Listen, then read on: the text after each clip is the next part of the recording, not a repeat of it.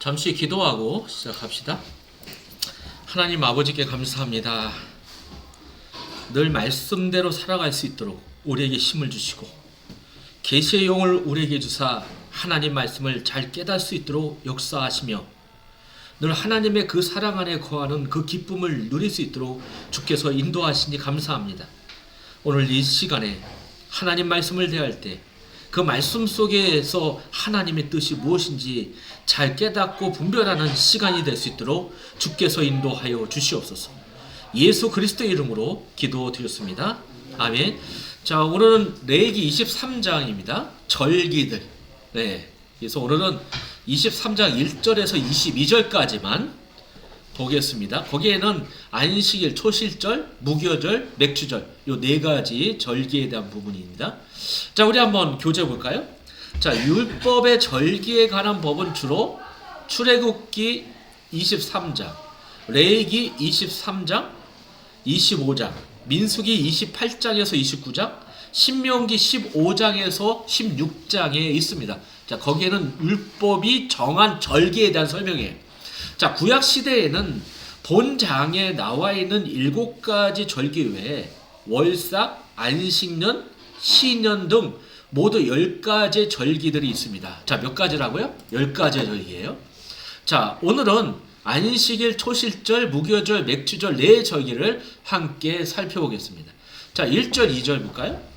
자, 여기 보면 2절에 보면 절기라죠. 절기라는 원어는 정해진 시간, 정해진 장소, 정해진 모임이란 뜻을 가진 말입니다. 네, 절기가 이런 의미가 있습니다. 여러분 처음 듣죠? 네. 자, 또 성회라는 원어는 거룩한 모임이란 뜻으로 안식일과 절기들의 모이는 모임을 가리킵니다. 그러니까 절기는 성회의 날이다. 이렇게 표현할 수가 있어요. 자, 3절 볼까요? 3절 읽어보면 엿새 동안은 일할 것이요 일곱째 날은 실 안식일이니 안식일에 대한 절기입니다.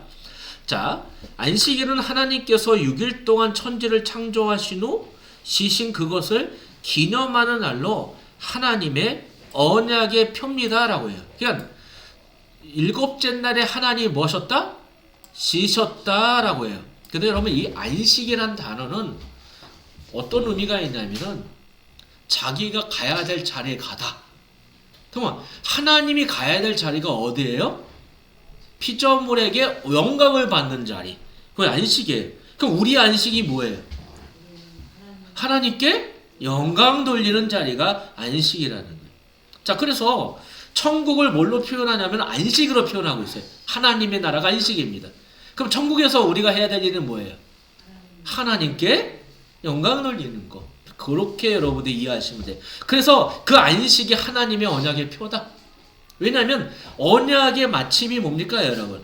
우리가 영원히 주님과 함께 거하는 곳. 그게 언약의 마침이에요. 그게 가나안 땅이라는 얘기죠. 영원히 하나님께 영광 돌리는. 자, 그날은 우리의 날이 아니고 여호와의 안식일로서 모든 세상 일을 중단하고 쉬는 날이며, 예. 그 왜 쉬어야 될까요? 여호와의 안식일이니까. 예, 우리의 날이 아니라 누구의 날? 하나님의 날이니까. 자, 성회 곧 공적 집회로 모이는 날이었습니다. 율법의 그날을 범하는 자는 반드시 죽임을 당해야 했습니다. 구약의 안식일은 예수 그리스도를 통해 이루실 영원한 안식을 예표합니다. 그게 뭡니까 여러분? 구원의 완성을 얘기하는 거예요. 그러니까 여러분 무슨 얘기냐면 나는 구원 받았어. 나는 구원을 받을 거야. 나는 반드시 구원을 받을 거야. 구원을 받을까 구원을 받을 것이다. 뭐 이런 식으로 과거, 현재, 미래를 구원을 설명하잖아요. 그게 뭐냐? 난 안식을 얻었어. 응? 난 지금 안식이 이루어지고 있어. 난 반드시 안식을 얻을 거야. 이렇게 표현해도 상관이 없다는 거. 자, 4절에서 8절 말씀 볼까요? 자, 연중 3대 절기인 무교절, 맥주절, 초막절 이 세 가지 절기는 3대 절기라고 해요. 자, 무교절, 맥주절, 초막절. 자, 축제로 불립니다. 축제. 자, 6월절은 1월 14일 저녁이며 무교절은 1월 15일부터 7일간의 기간입니다. 그러니까 여러분, 유월절과 무교절이 이렇게 붙어 있는 겁니다. 자, 구약시대의 하루는 해가 진 저녁부터 다음날 해가 진 저녁까지입니다. 하루가 언제라고요? 해가 지는 그때부터 해가 뜨는 그때부터 해가 지는 그때까지. 그렇게 보시면 돼요. 다음날. 자, 유월절이 끝나면 무교절이 시작됩니다. 그러므로 유월절과 무교절의 시간적 간격이 거의 없고 두 절기를 동일시 제기로 합니다. 또 무교절의 7일 중 첫째 날과 마지막 날은 안식일로 지켰습니다. 이와 같이 구약의 연중 6절기 중에는 7번의 안식들이 들어있습니다. 무교절 2번, 맥추절 1번, 나팔절, 소막절 1번, 또 초막절 2번, 이런 식으로 그 절기 안에 안식일이 있다는 겁니다. 7번의 안식일이 있다는 거죠. 자, 유월절은 넘어간다라는 단어에서 나온 말입니다. 그것은 이스라엘 백성이 종살이 하던 애굽에서 나올 때 하나님께서 애굽 사람들에게 내리신 10가지 재앙 중 마지막 재앙인 장자 재앙에서 애굽 사람들의 집에서 천사가 들어가 장자를 죽였으나 이스라엘 집은 천사가 넘어갔기 때문에 붙여진 이름입니다. 넘어간다. 그러니까 하나님의 진노가 넘어갔다. 이런 표현이에요. 그러니까 유월절의 의미. 그러니까 유월절은 애굽왕 바로의 권세로부터 기적적으로 노여나게 하신 하나님의 은혜를 기억하고 감사하는 뜻이 있었습니다. 유월절은 마귀의 권세 아래 있던 우리를 구원하신 하나님의 은혜를 예표합니다. 그러니까 여러분, 애굽은 뭘 상징한다고 그랬죠? 세상. 그리고 애굽의 왕 바로는 마귀. 이게 상징하고 있는 거예요. 그냥 세상과 마귀를 운행하는 법은 뭐예요? 죄라는 법이에요. 죄의 법으로 그걸 한다는 거죠. 근데 거기서 해방받았다. 바로 구원을 이야기하는 거죠. 자, 예수 그리스도께서는 유월절 어린 양으로 우리를 십자가에 죽으셨습니다. 다 누구를 예표해요? 예수 그리스도. 자, 9절에서 11절.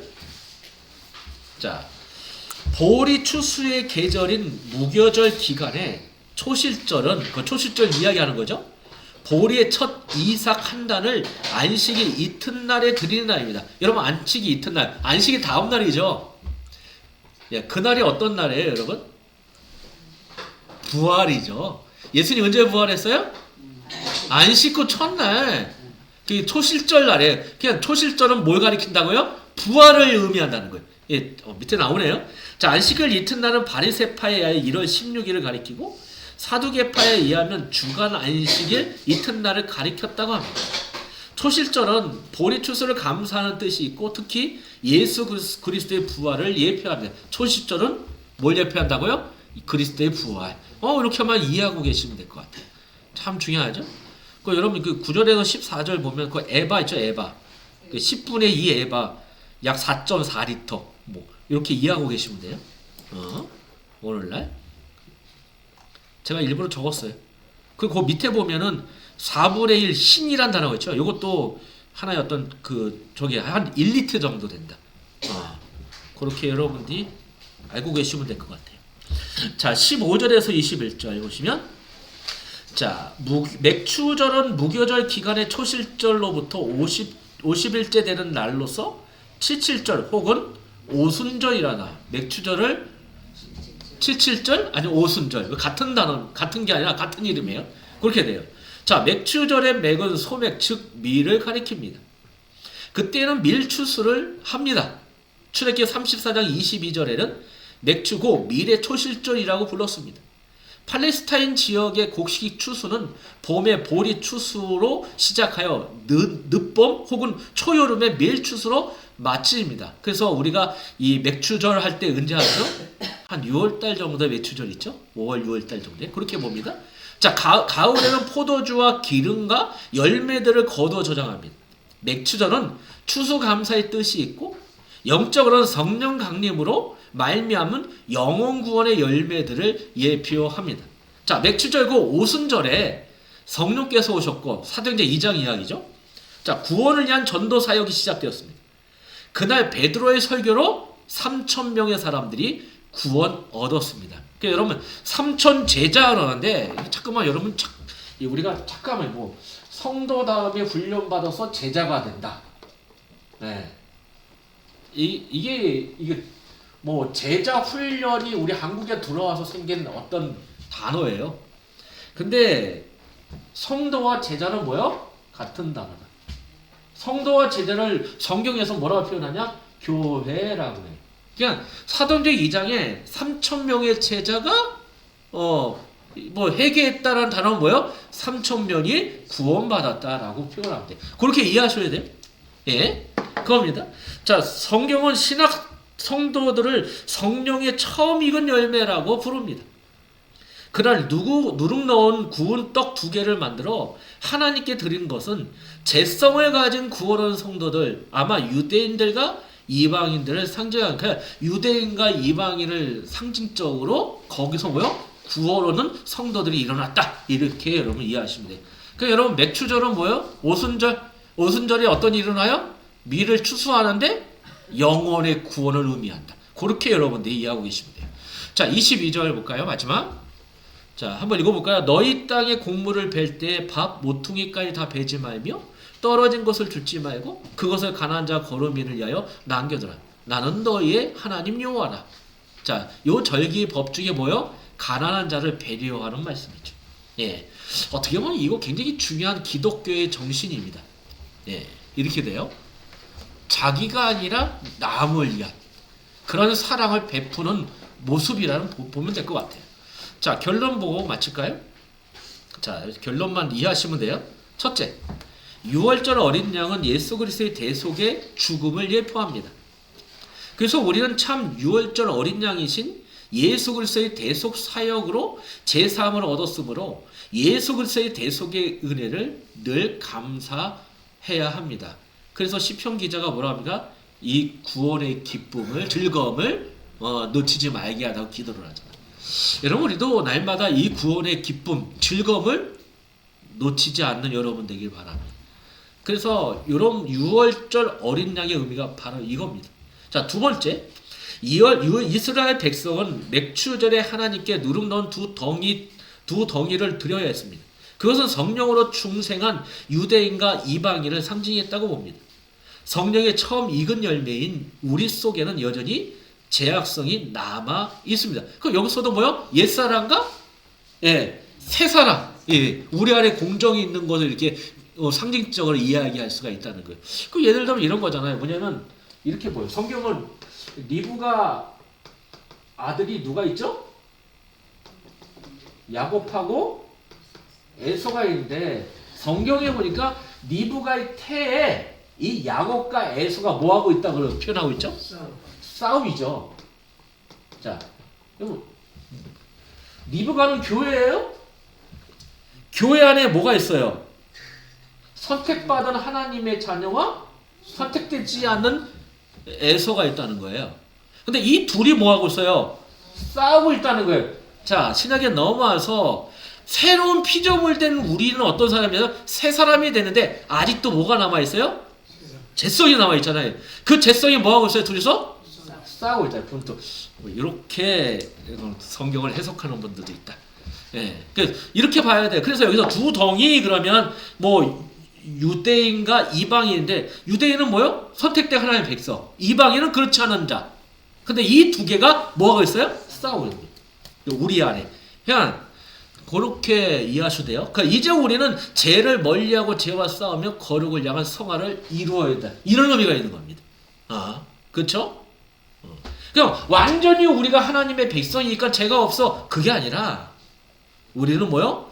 죄와 싸우고 거룩을 향한 성화를 향한 그 발걸음을 걸어야 된다. 그런 의미가 있다는 거죠. 예. 자, 세 번째. 구약 시대의 안식일과 절기들은 성회로 모이는 목적이 있었습니다. 성회는 공적인 모임, 즉 공예배를 의미합니다. 우리는 하나님께 예배 드리기에 모이기를 힘써야 합니다.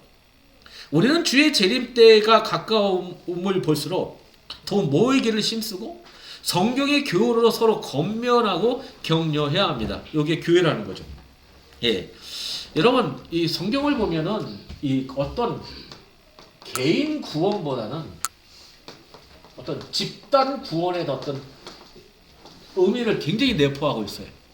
그래서 뭐냐면 머리이신 예수, 그리고 지체인 뭐요? 성도, 성도, 성도. 이렇게 표현하죠. 이걸 한마디로 뭐라고 표현하냐? 이게 교회라고 표현하는 거예요. 예. 그냥 교회를 통해서 하나님은 구원을 주신 거죠. 그러니까 이런 의미가 있어요. 그래서 모이기를 심써라? 모이기를 패하는 어떤 사람들처럼 그렇게 하지 마라? 성경은 이렇게 권면한다는 거예요. 그래서 하나님의 말씀 중심으로 살아가면 성도는 서로 뭐 해야 돼요? 사랑해야 돼요. 예. 그냥 교회 안에서의 그 사랑의 법이 들어가는 거예요. 근데 이 사랑은 뭘로 표현해요? 예? 서로 교훈하고 권면하고, 그쵸? 서로 위로하고, 뭐 이런 식으로 가는 겁니다. 그냥 교회에서 해야 될 일이 이겁니다. 그래서 이 교훈과 권면과 위로를 뭐로 식으로? 진리로. 그냥 진리의 띠로 하나 되기를 힘쓰라. 이런 표현이에요. 그러니까 하나님의 진리, 복음을 통해서 교훈하고 복음으로 권면하고 복음으로 위로하고, 이것이 바로 진리의 띠로 하나 되는 거예요. 이거 힘쓰는 겁니다. 이게 뭐예요? 교회예요. 왜냐하면 같은 방향으로 가는 사람들이니까. 자, 그렇게 여러분들이 이해하시면 돼요. 그래서 절기라는 의미가 바로 이런 의미가 있다.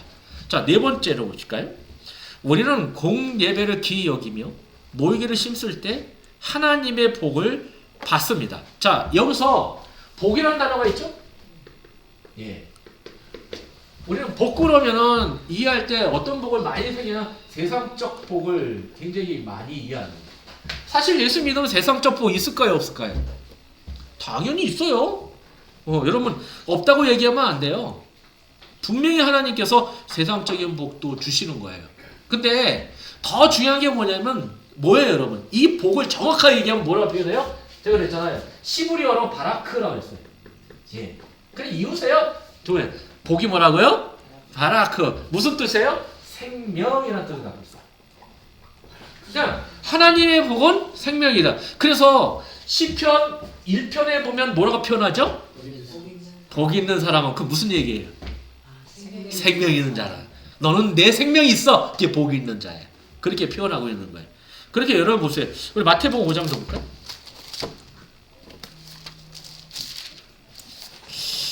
마태복음 5장 보시면 자, 여기 팔복이 나오죠. 팔복이. 예. 자, 팔복 보면 뭐 3절부터 보시면 팔복이 어디까지냐? 10절까지 있죠? 여기 팔복에 8가지 복이 있잖아요. 근데 이게 여러분 문학 형식이 있잖아요. 뭐 시는 시에 어떤 운율이 있어요. 근데 이거는 뭘로 표현되냐면 감탄문으로 되어 있어요.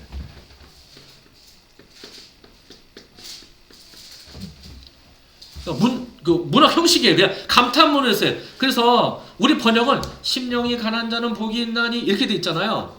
근데 영어 성경이나 그 뭐 원어 성경을 보면은 앞에 뭐로 되냐면은 복 있는 자야 이렇게 돼요.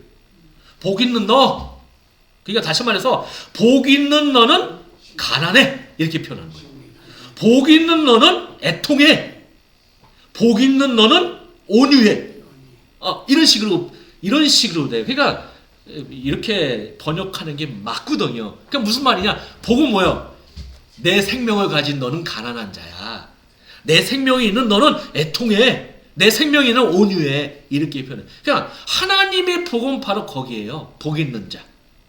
그래서 다시 말해서 예배를 기이 여기고 모이기를 힘쓰는 자는 어떤 자다? 하나님의 복을 받은 자다. 이렇게 표현하고 있는 겁니다. 그래서 하나님께서는 만복의 근원이시다. 예. 그는 그를 사랑하는 자들, 그에게 예배되기를 좋아하는 자들에게 모든 것들을, 좋은 것들을 주실 것이다. 마찬가지예요. 다 주시는 거예요. 먹는 거, 입는 거, 돈, 이 세상 살아가는 필요한 것들 하나님은 다 주신다는 겁니다. 이렇게 되는 거예요. 자, 주께서는 안식일을 구별하여 거룩하게 지키는 자들에게 주 안에서의 즐거움과 존귀함과 필요한 것들을 공급함을 주실 것입니다. 여러분 이 사실들을 놓치지 않는 여러분 되기 바랍니다. 사실 우리나라가 좀 잘 살잖아요. 솔직히 해서 뭐 선진국 얘기 드는데 이 선진국 얘기 들을 때가 얼마 안 되잖아요. 예, 대부분 가난했어요. 가난했어요. 자, 가난하다 보니까 그 가난에 필요한 것을 채워주기 위해서 메시지도 변질되기 시작하는 거예요.